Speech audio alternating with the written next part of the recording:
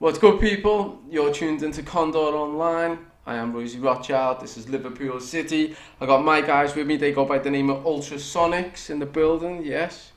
So this is actually the second take because the first take, the memory card from the camera went, so we went again. But yeah, you know why he is called the UltraSonics. We wanted the name that people would remember, and you know, ultras, like, and then the Sonics is like the tunes thing, like if we're on a Sonic track, like Sonic Waves, sort of thing, and it just sort of stuck, didn't it? Yeah, just something that rolls off your tongue. Was you just called anything else before you rebranded with the name? We were actually in a band back in the 90s. Go on. Like, something interesting, a band. What type of band? Indie band, rock band? It was like a crossover band, a little bit like the Happy Mondays. So it was dance music, but it was also a rock band. Yeah. So it was a band with electronic backing in the background as well. Yeah. So it was a live band on top of electronic. How many people? At one point there was 6 of us in it, weren't there? Yeah. It's a lot. Long story short, Yeah. we put a track on a website called mp3.com. We went to #1 in Europe and #3 in the world. Yeah. Got massive though. Got approached by Sony, who told us to contact Epic Records on Madison Avenue. Yeah. And then at that point, a few personal issues happened in the band. Band fell apart, and then we all split up. We all went our separate ways, and 15 years later, something like that. No one really kept in touch, and No. we found each other a couple of years ago. No, I found him. You found him. I went looking on the internet and found him. I seen his studio and I was like, he's still wearing away. Yeah. And I was doing the same, so we just reconnected. Yeah, like I used to do like some of my own tunes and just throw them on SoundCloud, and then next minute, because I was looking for Paul and I could never find them. Yeah. I was like the Scarlet Pimpernel. Yeah. I was afraid that. Yeah. He went under the radar, didn't he? Yeah. And then one night he contacted me, and then that was it, wasn't it? We got back together and we started doing tunes again together. I used to do all the writing in the band, but now we both do all the writing. So When you say writing music or writing the lyrics? songs, writing the lyrics. Yeah. Like everything's done from scratch. Everything got the tunes. So who sings them? I used to be the singer. Oh, you used to be the singer? Yeah. I've only found it out for the first time. So if you just could pocket yourselves, right? Because people always try and box people. Yeah. You know what I mean? Yeah. If you could say, I don't know, say for instance, someone said to me like, "Who do I sound like?" Just to knock everything down, I'd just say Eminem. Yeah. Just to explain who I am, what I do, type of thing. Who would you say that you're the closest to? Who do you sound like? I wouldn't say we sound like anyone, do you know why? And I know that's not the answer. That's what every artist says. Do you know why I'd say we don't sound like anyone? Because I don't listen to anyone. Yeah. And the reason I don't listen to anyone is when you start listening to people, you start following what they're doing. Yeah. And what we're trying to do is do our own thing, and the only way to do that is don't listen to anyone else. You don't want to copy anyone. Well, where does the inspiration come from? Because obviously there must be some form of inspiration in the first place to ignite. My inspiration usually starts with a bottle of JD. I must be honest, you know what I mean? Well, Which is true. Well, what was the inspiration back in the day then? Back in the day, my sole inspiration was to get out of this, get out of Liverpool. No, I mean musically. Life was. Well, back in the day, I'd listen to people like Happy Mondays, Yeah. Stone Roses, and I was taking influence from that. I was also be listening to dance music and just sort of blending that into what we do. Pink Floyd was big with the band because we all grew up on Pink Floyd. So is it any of that in the new music? No. None Just of it at all. totally Different. Yeah. So what would you call your style then, if it had a name? We have a tendency. If it had a name. We had a tendency. Well, you've just said you're saying that your music is not like any other out there. Not like any other group, band, DJ. It's dance, EDM, house sort of music. What I have a tendency to do though, Royzy, more so than Martin, I try to go down the pop route. I want the songs to be catchy. Yeah. And I don't know, sometimes you can hit it with that, sometimes you can take it a little bit too far and it goes cheesy. Yeah. Because you're trying to be poppy and catchy. But I have a tendency to go down like the Hoofy route. Yeah. Well, it's always the best way, I think. Yeah. If you can get something with a nice rhythm, melody, something that people can sing along to, it's gonna. Someone that'll stick in their head and they'll remember it. Yeah. That's my main Philosophy. Yeah. So, we're here for the new single. Obviously, it's called Brothers and Sisters, Time to Get Down With It. Yeah. Okay. So, how did the new single come about? Been working on it for a while, haven't we? A couple of months. Yeah. About 7-8 months when we started it. Yeah. Initially, we put it out to the aggregators, and it got rejected. It was too similar to an old track. It to be out. We've changed it, and it's got through all the copyright and stuff. What did you put it out on? Beatport or? No, we've swerved Beatport, and the reason for that, I'm giving it to the DJs. Yeah. The DJs are the ones who will make the single a hit. Yeah. So I don't want them to go and buy it, I'll give it to them. Yeah. Do you know what I mean? So I've sent it out to the best part of 500 DJs. It's good that. Up and down the UK, Ibiza, Ayanapa, Santi, all, do you know what, like all the dance destinations. So we've got DJs all over the destinations who've got the track. We're hoping they play it. Who's on the track then? Is it just your two selves, or because I know you work with artists? And we've got a female vocalist on it called Rachel Chambers. She couldn't be here with us today. She's been quite busy. She's she was on the X Factor last year. She got through to the finals with a choir called LMA Choir. Oh, the LMA Choir. Yeah, I think I heard about that. Off the back of that, last Saturday she was performing with Robbie Williams in Hyde Park. And this Saturday she was over in Sweden with Entrance singing for them. She's getting about. Shout out Rachel Chambers. She's getting about. So she couldn't be here today. She's quite busy right now. So we'll let her off. Yeah. This time. She's doing quite well. So where can we get the single then? Like obviously you've give it out to the DJs and that to get market and going. They're going to be playing it. All your online stores like iTunes, Google Play, Amazon. You can stream it or download it. Yeah. So are you putting like any special packages together for people, or? We've always done. We've done a radio edit and a club version. Yeah. So you've covered both sides of it. You know what I mean? So what I want to know is explain the relationship between you two. Now I know you've just said that you're like the Scarlet Pimpernel. You hunted each other's down on Facebook and that to rekindle and that. So. What's it like working together as a team? Is there a naughty one? Is there someone who messes about? One that puts the work in? What's going on? I'm usually a bit bossy, aren't I? Yeah, he can be the boss. I'm the bossy one. Well, how we've been working lately, and like we bounce really well. We don't argue or nothing. We gel together, don't we? Yeah. Like if I've got an idea, I'll send it to him, and he'll rather go, that works, or Martin, bin it, and I'll scrap it, start again. Same with Paul. Paul will send me something, and I'll go, Paul, that's brilliant. Yeah, we'll work with that, or if it's not good, I'll say, well, we're going to lose that. But we don't argue in order to. No, we're sort of past taking it to heart, you know what I mean? You know, if he's like, no, that's rubbish. I remember I stayed up all night and I done this tune right. And then he said it was rubbish. No. It was really good, right? And when I threw it over to him, Royzy went, yeah, it's really good, Paul, but it sounds like something what you did in a Disney film. Like something like Frozen 2 or something. So the tune was really good, but it just went. That doesn't work. That just send it to Disney. Yeah, I had no JD that night. That's like the magic. So one thing that I like to ask people whenever I interview them is, you know, explain something that you've struggled with in life and how you came about it, because obviously there's a lot of listeners, there's people watching, there's a lot of people that are stuck in certain situations that they feel that they can't get out, and explain something where it can be anything. I had a guy here the other day who has Tourette's, and his lifelong struggle was dealing with Tourette's, and he was explaining like how he overcome it. We've had people in explaining that they've been homeless and they had to rob and steal in order to to get money enough to eat and stuff like that. So is there anything that you've struggled with in life, and obviously the explanation of how you've overcome it? Yeah, I can remember when I was younger, lived on my own, lived on people on standing road. I had no money, no job, no nothing.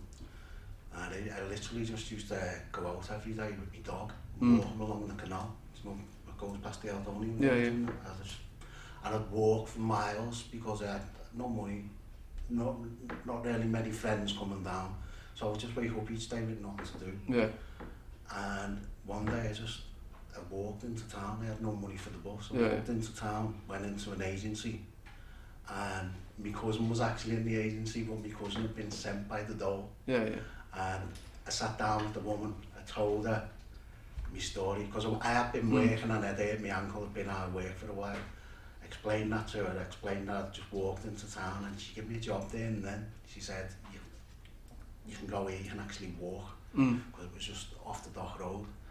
And she said the difference between you and your cousin, he's been sent here, you've come here off the back.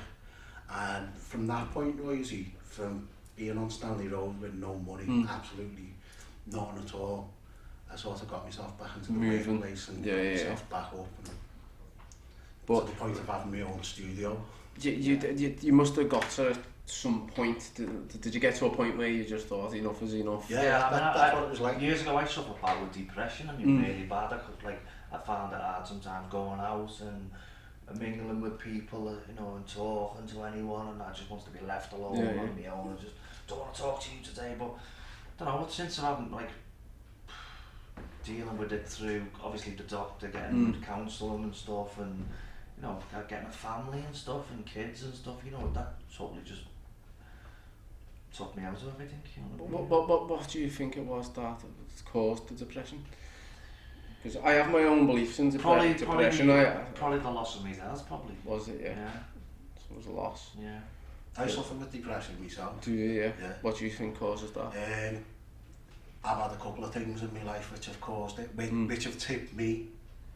The latest one, my dog died, who was dead for 15 years.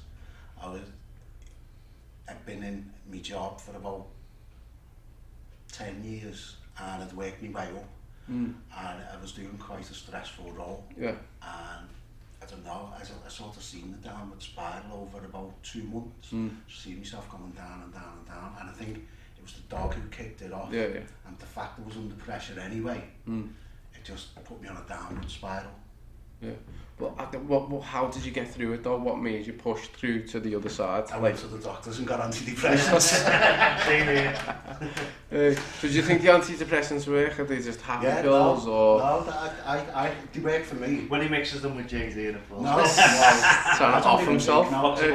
No, but they work for me.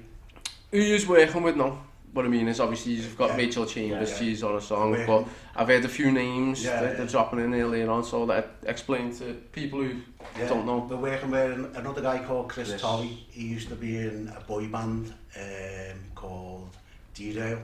They had the Cancer Research 2005 official single. He's toured with Westlife, Liberty X. I remember Liberty X. And Westlife. He's played Wembley as well, so he's been, like Rachel, he's done quite well for himself. We're doing a couple of tracks with him. We've lined a track up with Your Good Self and Rachel. And we're going to do a track with James and your other engineer. So decent. Sounds good. Shout out to James and Dono in the building. Yes. See, it's good being around the academy, isn't it? You get to jump on people's projects. It's worth being down here. You know what I mean? Right. So, top 5 DJs of all time. For me, I like Carl Cox, Frankie Knuckles. I'll have to say I like David Guetta as well, because he's who he. I love David Guetta. Yeah. I like Avicii. I like Avicii, I have respect for Avicii. I'd say he was the master of who he songs. You know what I mean? He did it. Who else?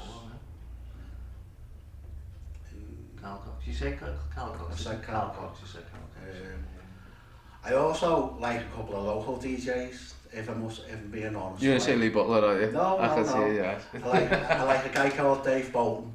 Dave Bolton. Never heard of him, he's but good. Chris Butler and DJ Scope. He usually DJing in Chambers in Warrington. But we've gigged with Chris and DJ Scope, and when they were on it, I've listened to said they're banging. Good. So I like them. So shout out to the local DJs. I just want to shout out to my guy, all the way over in Phoenix as well. He goes by the name of the Star Killers. Was a VT's mate. I just featured on a new EP with Brawler Records with him, so shout out Nick Terranova. So just put that there. Right then, charity gig. Explain charity gig. Yeah, we're doing a charity gig down in Belle Vale. It's at a place called The Nook. Nook. For a charity called Danny's Place. Sounds dangerous. How be The Nook?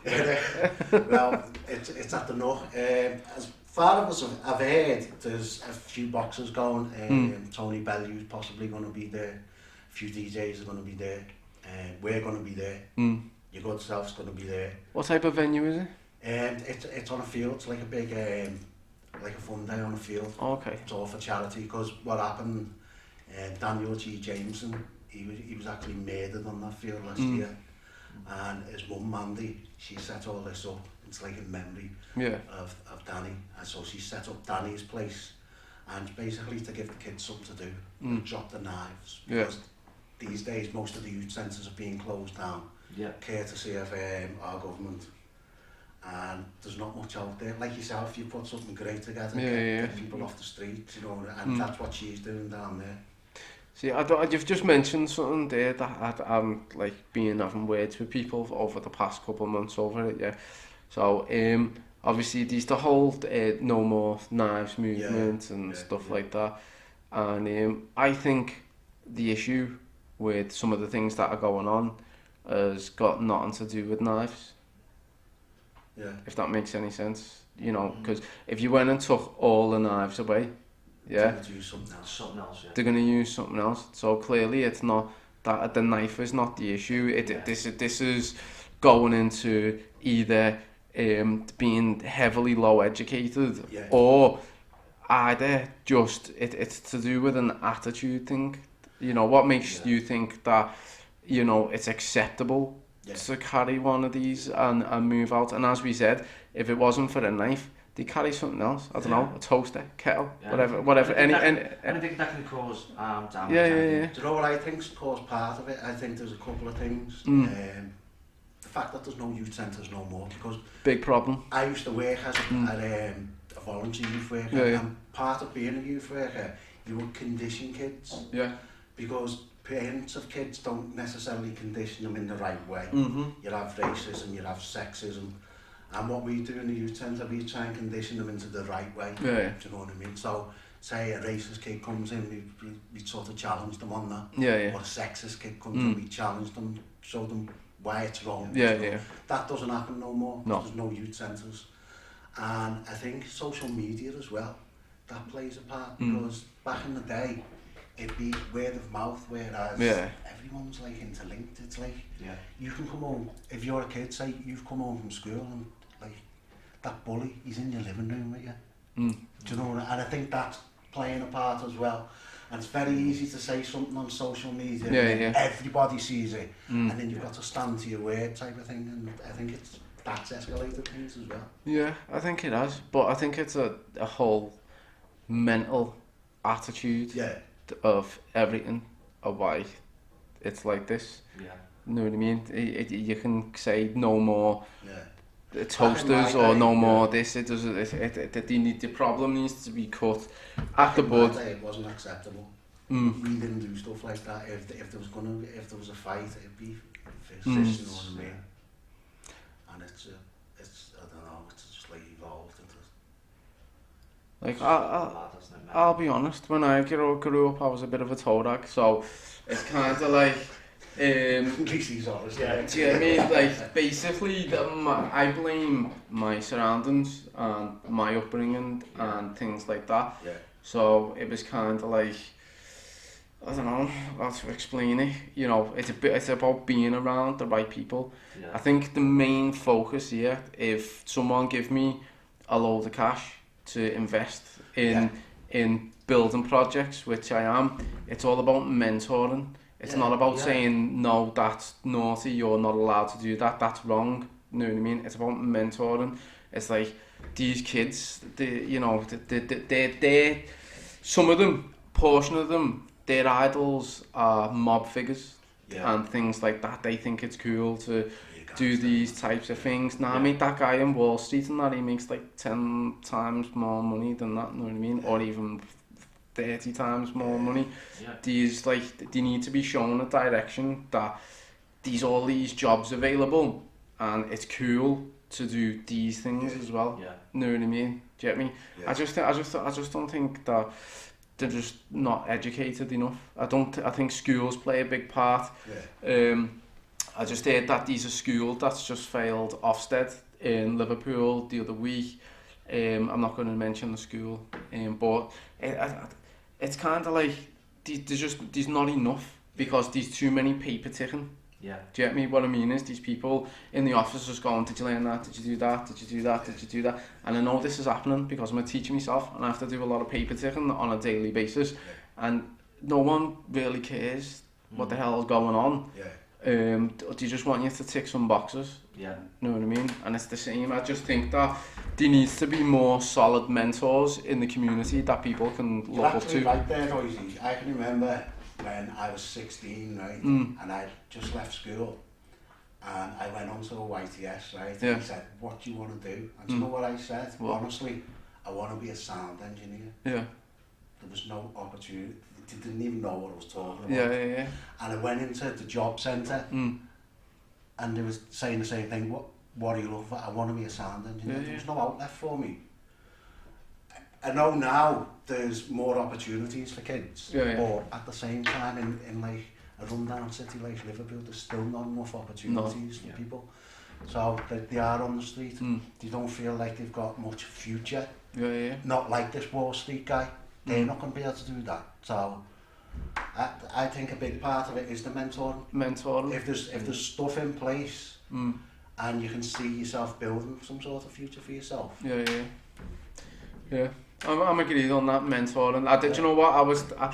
The other day I couldn't even think of what the issue was. It's just come to me now that it is a mentoring issue in the city at the minute. Like, who are these kids looking up to? Who are their idols? You know what I mean? Who can they safely see from the community that, hey, I want to be going in that direction?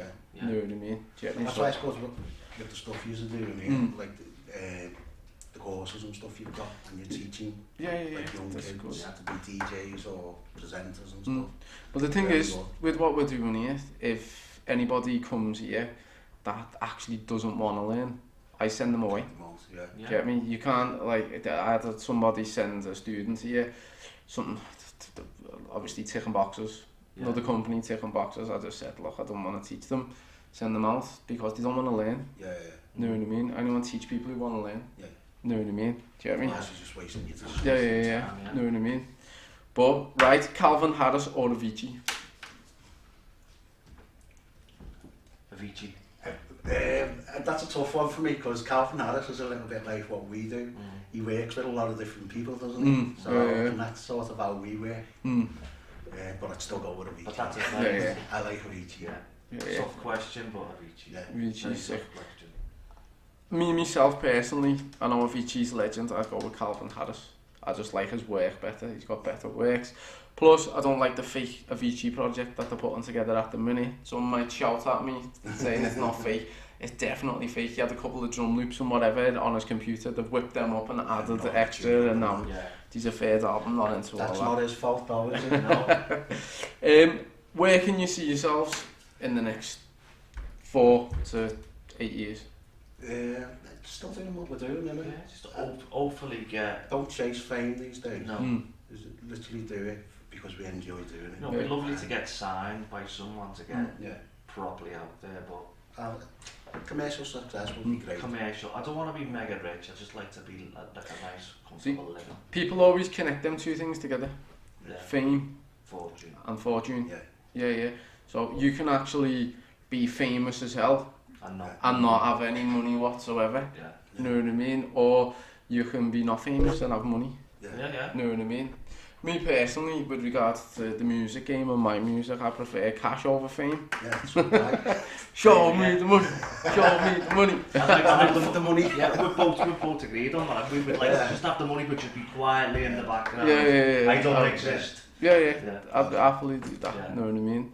So but what hobbies do you do other than music? Like what floats the boat?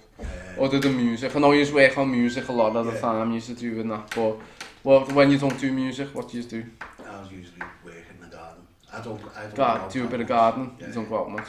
That's fun for me, that. I don't know, I like watching a lot of movies. Mm. You know what I mean? I'm a big film buff. Oh yeah. Yeah. Would you consider yourself like a critic or? No, I wouldn't say. I'd consider him as a critic. Yeah. He's got one of them living rooms where there's like 6,000 DVD cases stacked up in No. 4K Blu-ray. There you go. Yeah, I don't own one DVD. I don't? Not one. Is it all I own Blu-rays. I don't own a Blu-ray. I don't own anything like that. He's got a really good setup, a 3D setup. Something like I've never seen before. It's not far off a proper cinema. You know. Is it? Yeah. It's got to go on town. Do we know where we're going now? I've never seen anything 3D, and I went down to his house and he was like, yeah, watch this, and put the glasses on me. Yeah. He went, watch this character now, you come and dance over the table. And it was like a 3D cartoon. Yeah. Sure enough, this little guy with a jetpack on came out of the screen and started hovering over his table, and I was like, wow. Is that just because of the glasses, or have you got to have a certain DVD? The size of the screen. Yeah, It's everything. The glasses, well, it's all high-end kit. Yeah, no, it's nice stuff like. Sounds sick. Have you got any tours coming up? Any future gigs? Obviously, I know the charity gigs coming up. We've talked about that. Is there anything else coming up? No, we don't. Over the years, Royzy, we've done loads of gigs. All that. I mean, our last gig was what?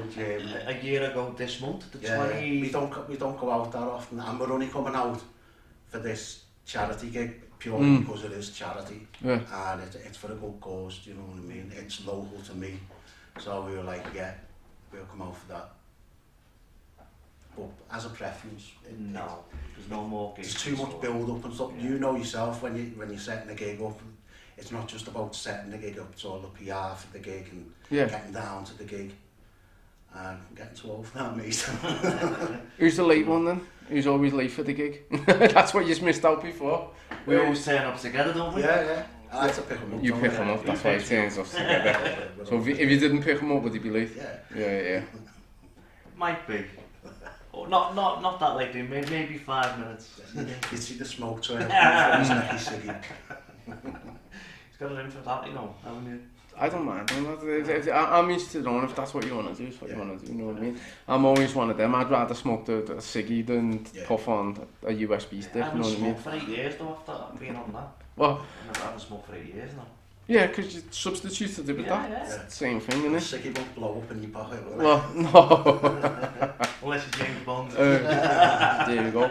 But is there anything that you want to tell the people before we end the interview? Obviously, anything that we've forgot out? Anything? This charity gig, it's on the New in Belle Vale. It's on August the 10th, 1 till 7. There's a load of DJs on. UltraSonix are there, Royzy Rothschild's there. I think there's going to be a few boxes there like Tony Bellew, a few other famous people. Get yourselves down, it's free, it's for a good cause, you'll have a great day. Yeah. And download the track. Yeah, download the track. Go to Spotify, go to iTunes, UltraSonix, brothers and sisters, it's time to get down with it. What about your own socials before we go out? How do people get hold of you? Like Twitter, Facebook, Instagram. What's the handle? UltraSonix, I think it's UltraSonix Live on Twitter. That was the only one we could get. Yeah. UltraSonix on Instagram. But if you go to SoundCloud or our website, all the social links are there. What's the website? The website is ultrasonics.uk. So it's nice and easy to that's www.ultrasonics Sonics SONIX all one word. .uk. .uk. And then you can get all the socials. But guys, it's been a pleasure having you in. Fantastic. Amazing interview. Really enjoyed it. Looking forward to working with you. Want to wish you all luck on all your endeavours and adventures that you've got going on in the future. But you've been tuned into Royzy Rothschild, Liverpool City Condor Online. This is the UltraSonix, and peace out.